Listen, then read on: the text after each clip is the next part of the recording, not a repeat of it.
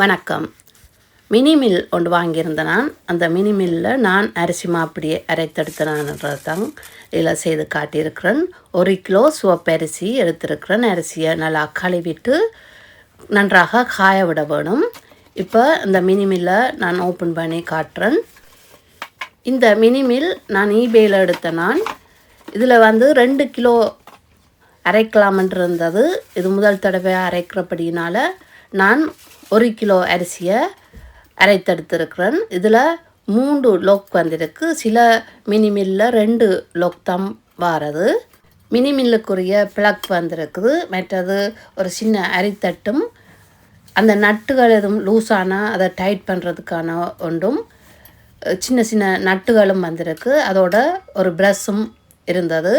மிளகாத்தூள் அதுகள் அரைக்கிறேன்னு சொன்னால் இவ்வாறு செய்து அரைக்கிறதுக்கான கைப்பிடியோடு வந்திருக்குது. அந்த பக்கத்தில் இருக்கிறத லூஸ் பண்ணி டைட் பண்ணி கொள்ளலாம். இப்போ இதில் சேர்க்கிற பொருட்களை நாங்கள் எத்தனை நிமிஷத்துக்கு அரைக்க வேணுமன்றதுக்கான அந்த டைமரும் இதில் இருக்குது. இந்த மில் பாவிக்கிறதுக்கு முதல்ல நான் கொஞ்சமாக சவக்கார தண்ணியில் இவ்வாறு நல்லா துடைச்சி எடுத்துட்டு திரும்பவும் 2-3 தடவைகள் ஈர துணியால் துடைச்சி எடுத்த பிறகு ஈரம் இல்லாமல் நன்றாக துடைத்தெடுத்த நான் இந்த மில்லில் ஈரமான பொருட்கள் அரைக்கிறது இல்லை, நல்லா காய விட்ட பொருட்கள் தான் அரைக்க வேணும். காய விட்ட அந்த அரிசியை சேர்த்துக்கொள்கிறேன். நான் நினைக்கிறேன் இந்த மில்லில் 2 கிலோ அரிசி அரைக்கலாமண்டு. அடுத்த முறை நான் 1.5 கிலோ அரிசி அரைத்து பார்த்து விட்டு பிறகு தான் 2 கிலோ அரிசி சேர்த்து அரைக்க போகிறேன். இவ்வாறு நன்றாக இதை டைட் பண்ண வேணும். இந்த 3 லொக்கையும் நல்லா டைட் பண்ணிவிட்டு தான் அரைக்க வேணும். நல்லா லொக் செய்த பிறகு நான் டைமரை ஒன் பண்ணின பிறகு தான் மெயின் சுவிட்சை ஒன் பண்ணினேன். நான் வேணுமெண்டா நீங்கள் மெயின் சுவிட்சை ஒன் பண்ணிவிட்டும் பிறகு டைமரை செட் பண்ணிக்கொள்ளலாம். இவ்வாறு லூஸ் ஆக்கி விட்டுட்டு இவ்வாறு நான் செய்தெடுத்துக்கொள்கிறேன். அப்படி செய்தோம்னா அந்த அரிசி எல்லா பக்கமும் சேர்ந்து நல்லா அரைப்பட்டு வரும். 3 நிமிடம் தான் விட்டேன் நான். இப்போ அரிசி தயாராகிட்டுது. இப்போ ஓப்பன் பண்ணி பார்க்கலாம். இதில் இந்த பகுதி நல்லா சூடாக இருந்தது, கை வைக்க வேணாம், ஏன்னாண்டா நல்லா சூடாக இருக்குது. இப்போ ஓப்பன் பண்ணின பிறகு பார்த்திங்களாண்டா அந்த நல்லாவே அரைப்பட்டுருக்குது. அரைக்க தேவையில்லை.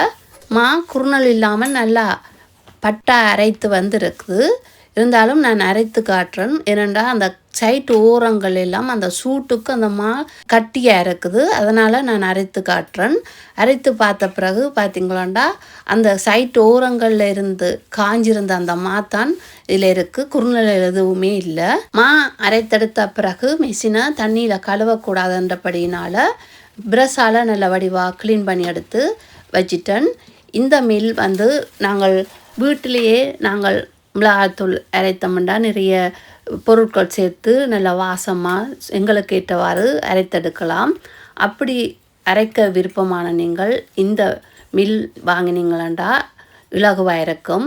மிக்சியில் மிளகாய்த்தூள் அரைக்கிறோண்டா நிறைய நேரம் எடுக்கும். மற்றது வெளிநாட்டில் மிளகாய்த்தூள் வீட்டில் வறுத்து அரைத்தோம்னா 2-3 நாளைக்கு அந்த மிளகாய்த்தூள் மனம் போகாது.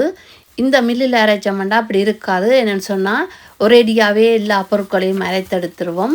மற்றது அரைத்தெடுக்கவும் தேவையில்லை, நல்லா பட்டை அரைத்து வரும். அரைத்தெடுத்த இந்த அரிசி மாவை மிதமான சூட்டில் நன்றாக வறுத்தெடுத்துட்டு மாவை ஆற விட்ட பிறகு போத்தலில் போட்டு வச்சிட்டோம்னா எங்களுக்கு விரும்பின நேரங்கள் எடுத்து இடியப்பம் புட்டு செய்து சாப்பிடலாம். எனக்கு இந்த மினி மில் பிடிச்சிருக்குது. உங்களுக்கு யாருக்கும் விருப்பம் வேண்டாம், நீங்களும் வாங்கி பயன்பெறலாம்.